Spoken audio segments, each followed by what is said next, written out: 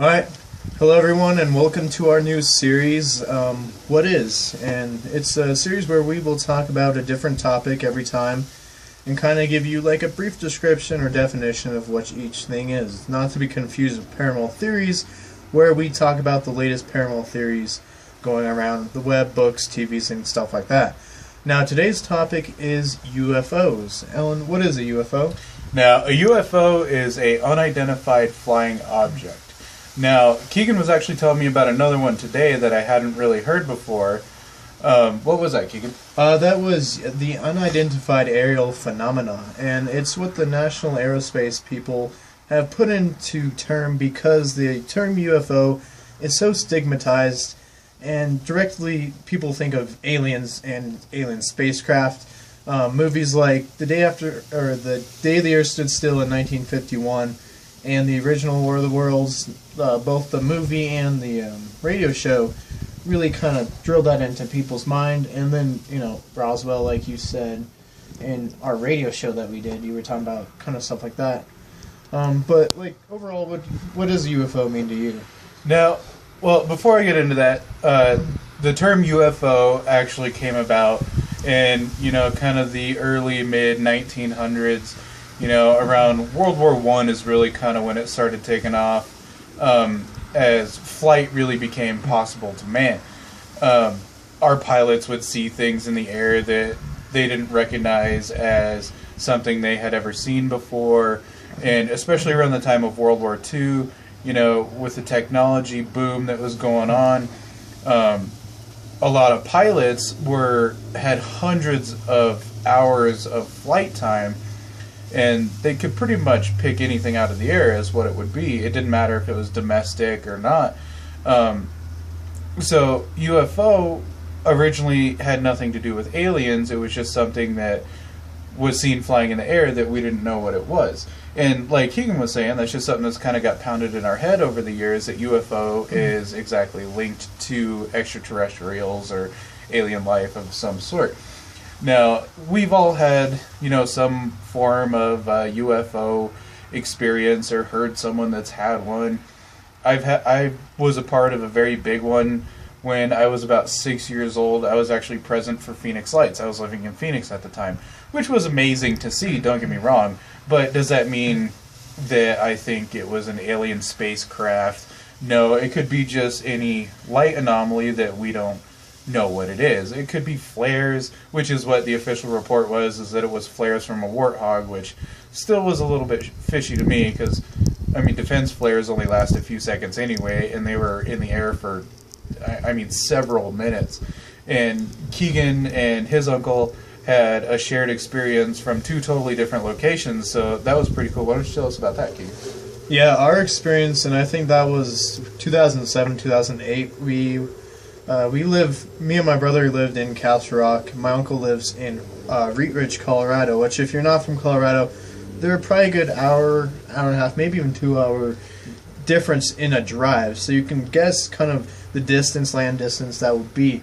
And Mark had called us and said, "Hey, I'm seeing something weird out my window. Can you guys see it?" And we looked, and sure enough, directly in front of our house, not like right in front of our house, but, straight out our door was, this weird, like, pulsating light.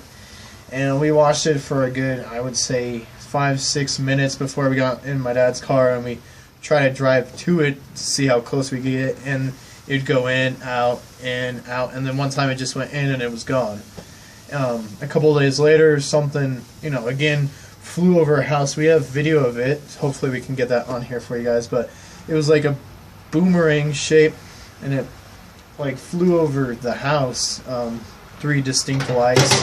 And I'm not saying it's like an alien. It might be unidentified, like military aircraft or something like that, but it was definitely something weird and something that stuck with us. And another term commonly associated with UFOs, I guess, would be flying saucers, and that term was, I guess, misinterpreted, because in 1947 Kenneth Arnold, who was a private flyer, he piloted his own aircraft just for fun. He was flying in Washington, and he encountered 9 UFOs, And when he was describing them, he said, they were triangular in shape, but they moved kind of like a saucer moves if you rotate a saucer. And that turned into, they were shaped like saucers, and people started seeing like saucer-shaped, things. They call them flying saucers. And then going back to what I said earlier about, the day the Earth stood still and War of the Worlds, that really bred into people's minds, hey, they're alien in nature. Which, they could be. They could be people from the future if time travel was ever possible. Or they could just be military aircraft or just natural life phenomena.